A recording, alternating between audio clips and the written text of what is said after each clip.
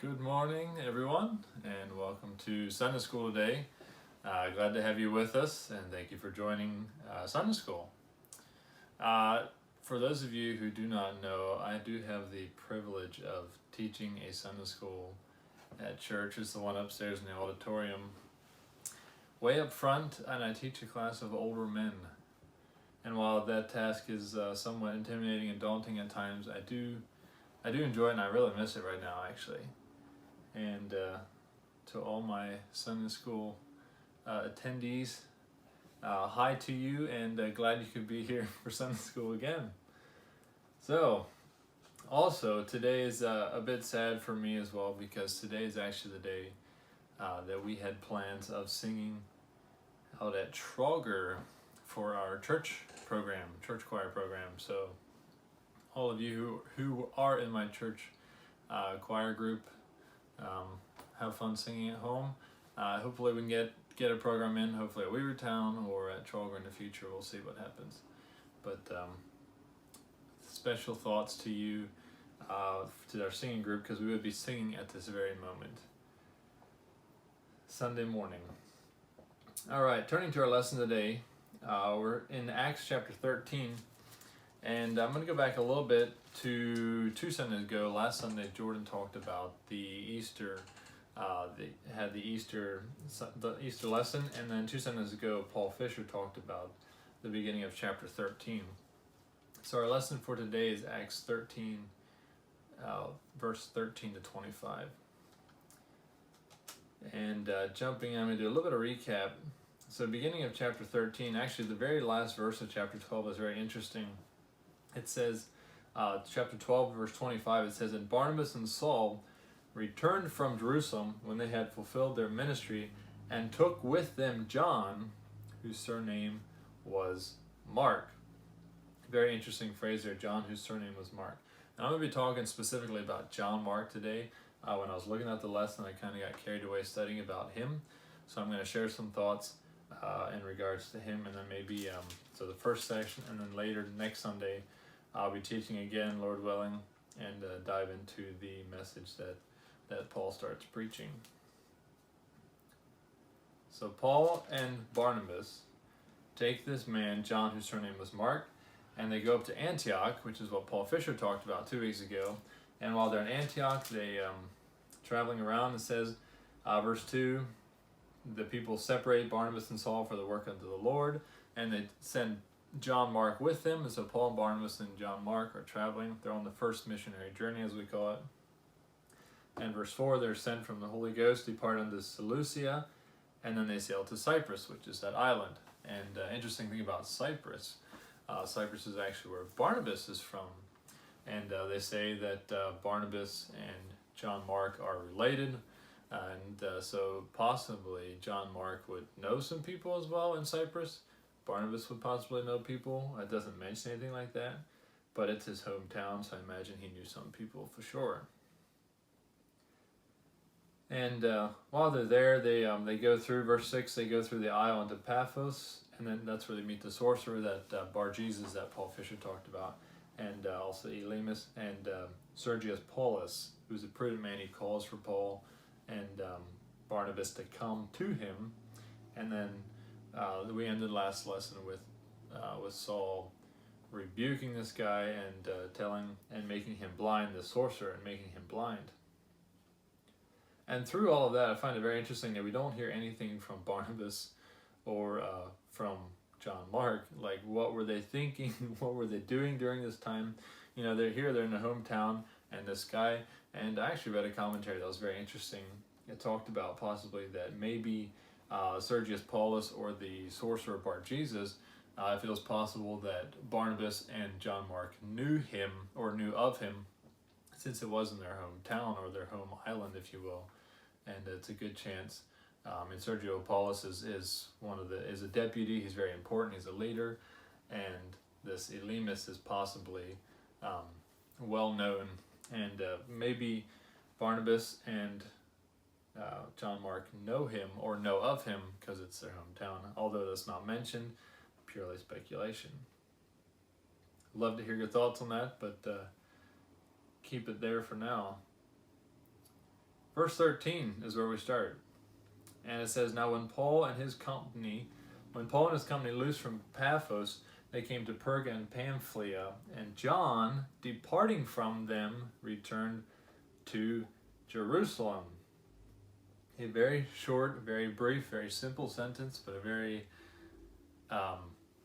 missionary journey changing sentence. This changes everything. So first of all, it says Paul and his company. Up until now, it has always been listed, I think, most of the times as Barnabas and Saul, which means that they're working together, I think, which means they're working together, and they're together. And then it mentions that Paul and his company. Now it almost seems like Paul is taking charge in leadership. Maybe because he's number one, he's more aggressive, he's more dominant, or number two, he just performs this thing where he casts out and makes this guy blind. Either way, it mentions specifically earlier Barnabas and Saul, as mentioned in verse 2. It says, where they separate me, Barnabas and Saul, and other times. And then it says here, Paul and his company. Very fascinating. I found that very fascinating. But specifically, the end of the verse, and it says, and John, departing from them, returned to Jerusalem. So they're here on this island, they're here in Cyprus, where Barnabas and John Mark are possibly from. Remember, John Mark and Barnabas are cousins or relatives of some kind. And they decided to leave the island and go to, what does it say here? They came to Perga and Pamphylia. Now, why did they leave Cyprus? One of the commentaries I read possibly speculated that one of the original goals from Antioch to the island Cyprus was to witness in the island specifically, and to stay there and evangelize it. And they picked that because Barnabas would have been familiar with the area possibly, and felt more comfortable with that. And then somebody mentioned that through some historical findings, possibly, that Sergio Paulus would have been from Perga and Pamphylia, and after he becomes saved and experiences the gospel, he encourages them, Paul and Barnabas, to go to his hometown, which is maybe why they went there. More on that later. I'll come back and touch on that, but I would be curious to hear what people have to say about that. But that's a good discussion question, I think.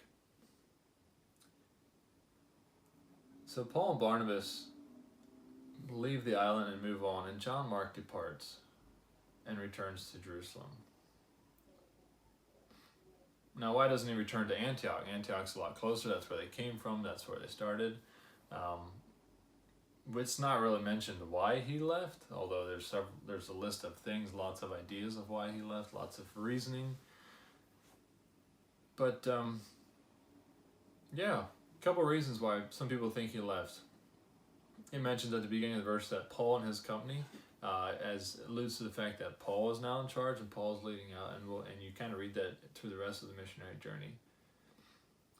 But maybe John Mark didn't like Paul being in charge, kind of taking over his cousin or his relative, his cousin's spot. Maybe he was homesick and missed people in Jerusalem. Maybe he missed his mom or his family. I don't know. Another one was mentioned that maybe he was tired of the trip. It alludes to the fact that he was young, ambitious. Maybe he was excited about it and it kind of wore off, and he kind of gets tired. Another one person reason that maybe he was after this experience with the deputy and the sorcerer, that he was kind of a little bit scared maybe. But yeah, different opinions there. Either way, he leaves Paul and Barnabas and travels all the way back to Jerusalem, which is crazy. And considering the fact that they don't have passenger ships going all over the place every day, all the time, chances are they probably sailed on a cargo ship of some kind. They kind of, tradition has it that they kind of would like buy a ticket and jump on with the luggage or cargo and sail that way. There was no such thing as a fancy a fancy passenger ship to take passengers all over the place. It was somewhat unheard of in that time. it doesn't mention here Paul and Barnabas's reaction when John leaves, although you read about it later, 2 chapters later in Acts 15, I think it is, their reaction. But what do we know about John Mark, or who is John Mark specifically? I mean, we don't really know that much about him. He's first mentioned in Acts chapter 12, which was a couple lessons ago.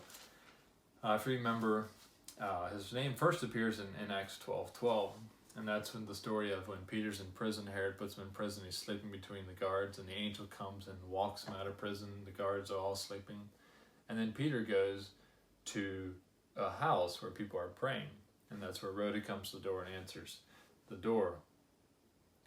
Verse 12, it says, "And when he had considered," which is Peter, he had considered the thing which had happened, which he came out of prison, Peter came to the house of Mary, the mother of John, whose surname was Mark, where many were gathered together praying. Fascinating. Number one, it mentions the house of Mary, the mother of John. Now, it seems like everybody in the New Testament, every woman's name is Mary of some kind, and every other man in the New Testament is John or something like that. But so they distinguish it by saying Mary, the mother of John, whose surname was Mark. And it doesn't mention of the father's name. Chances are this lady's a widow. That's why it only mentions the mother's name. And then the mother of John, whose surname was Mark, which is John Mark. So obviously John Mark knows Peter. He knows of Peter. He's associated with the church. Possibly they come from a wealthy family. Where it says many were gathered together praying. They had a very large house, property, or area of some kind. So chances are they were fairly wealthy, fairly influential as well, hosting this prayer meeting, if you will, and being instrumental in the early church. Although we don't know anything prior to that. He's also related to Barnabas, as is mentioned elsewhere. But we read specifically of Barnabas in the end of chapter 4, where they sold land and the possessions and laid it at the apostles' feet. Barnabas is one of those. He specifically mentions him as selling land and giving to the apostles. So he sounds like they're a successful, prosperous family. Maybe the family line is successful. They're from the tribe of Levi, so that also they're servants in the temple, and they're related to that as well.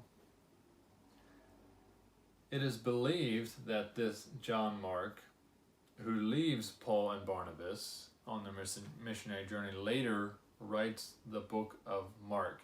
And I would be really curious to hear your thoughts on that, because I know there's some debate on that as well. But leave it there. The author of Book of Mark, and although we don't have anything really solid on that, it's possible. And let me know what you think, if you like. And while the Bible doesn't necessarily confirm or deny the fact, it also alludes to the fact that he had a good relationship with Peter, and that's kind of where the book of Mark comes from, because Mark is more or less Peter's account of Jesus' life, but written through Mark specifically. Other people think that this John Mark is possibly the man that is mentioned only in the book of Mark, when they come to arrest Jesus in Mark chapter 14, and they grab him. It says something about the soldiers grab him, and he escapes. It talks about this young man coming in linen cloth or something, and they grab him, and he escapes naked, and he runs away. That is the only gospel mentions that is Mark, and it is possible that man is this John Mark specifically, although they don't know. And it is also possible that some people speculate that the rich young ruler that Jesus talked about in his parable was also possibly John Mark, which there's no concrete evidence for that. That's, I think, purely speculation. So we see John Mark here. He leaves Paul and Barnabas, goes back to Jerusalem, back to his hometown. Not really sure why he does that. But the next time we see John Mark, he comes up in chapter 15, 2 chapters later, when Paul and Barnabas are preparing for their second missionary journey. We know the story well. Paul doesn't like it, and Barnabas says, let's take John Mark with us again. And Paul's like, forget it. We're not going to take him with us. He deserted us before. Why should we take him again? And I think he uses specifically the word something about deserted us or abandoned us, and that's where people get the fact that he kind of deserted them. Although we're not sure specifically why he left. But Paul doesn't want to take him on their next missionary journey, but Barnabas really does. And we actually see this young man creating a rift between Paul and Barnabas. In so much that they actually split over this young man and their opinions of him. And they go on their separate journeys. Barnabas takes John Mark and they go to their thing, and then Paul chooses Silas for their second missionary journey. Who this John Mark was, I think there's some things we'll never know, but he's a very, very unique character. Sometimes he's called John, sometimes he's called Mark, sometimes John. He never mentions John Mark specifically. It's always John, whose surname was Mark, and also mentions his name as being Marcus. But just like Paul and Saul, Paul had two different names, his Hebrew and his Roman name. John Mark has his names as well. But in my studies, I was really curious why they even chose John Mark. Initially, why did they choose him to begin with? It doesn't say what he was good at, what he did.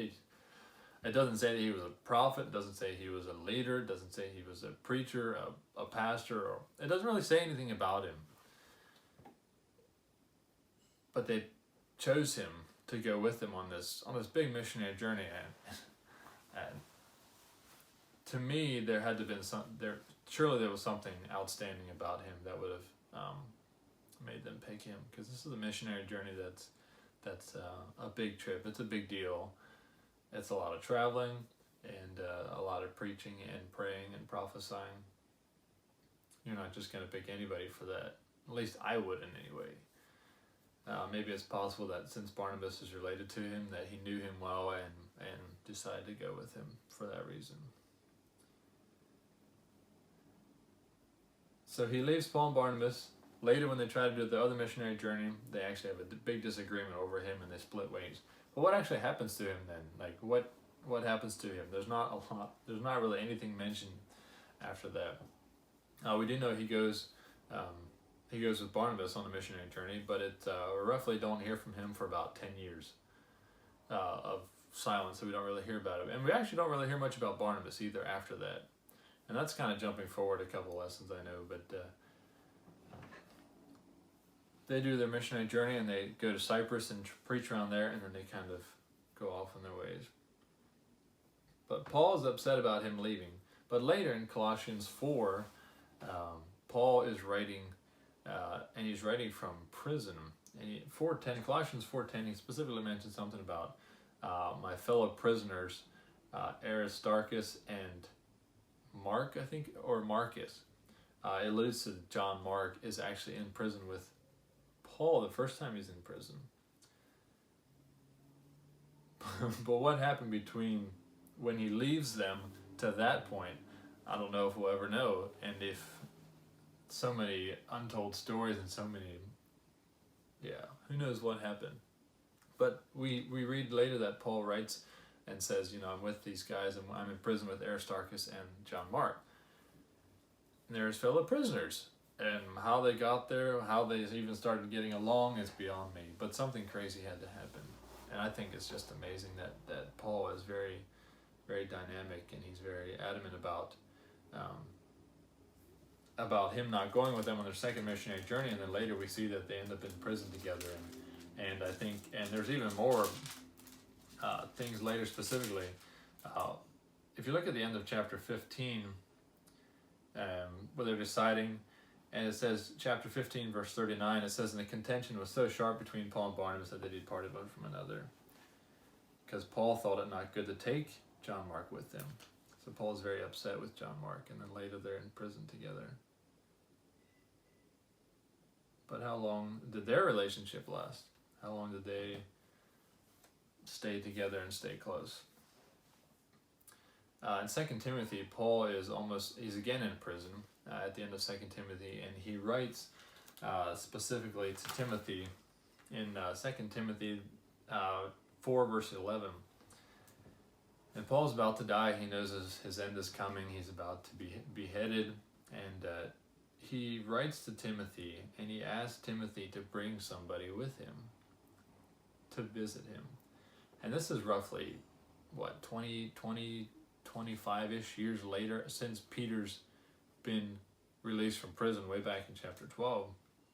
So we're roughly maybe 20 years later, 25. And Paul is at the end of his journey, and he knows that his time is coming. And in 2 Timothy 4 verse 11, this is what Paul is writing. He says, "Due diligence," he's writing to Timothy, he says, "Come to me shortly, for Demas hath forsaken me, loving this world, and Crescens to Galatia, and Titus went to Dalmatia." In verse 11, he says, "Only Luke is with me." And he tells Timothy, he says, "Take Mark and bring him with you, for he is profitable to me for the ministry." He tells Timothy to get Mark, bring him with you, for he is profitable to me for the ministry. Somewhere along the line, Paul and John Mark become good friends, and they fix this void. Way back here, John Mark is young. He leaves Paul and Barnabas on their journey. Paul gets really upset, doesn't want him to come on their second journey, and somehow they fix all that in a course of 20-ish, 15 to 20 years possibly. And I think it's an amazing story, because number one, Paul doesn't want him to come, so John Mark could have gotten offended to say, "Oh, you don't like me, you don't love me," blah blah blah. But somewhere along the line, they fix their relationship, and so much to the point that when Paul is about ready to die, and he's depressed, everybody else is leaving him, he asks for Timothy, and he asks for John Mark to come visit him, because John Mark. And who's this John Mark? There again, we don't know if he was a preacher, or if he was a pastor, if he was an evangelist, if he was a prophet. I mean, we don't even know what he did. He doesn't even necessarily have this big role, but one of the greatest missionaries ever to live asked for this man that he disliked earlier on to come visit him. It's a fascinating change of events. Going back, but I guess what I want to emphasize with that specifically is John Mark deserted them earlier on, but and could have been a real failure in this whole story. But God has a way of shaping our lives through hard times, through crisis, and through things like this, that we really come around. And God doesn't need super qualified people. God doesn't need super eloquent people, things like that. God uses this John Mark to go with Paul and Barnabas, and later actually come back around years and years later to encourage and, quote, comfort Paul when he's in prison at the end of his days.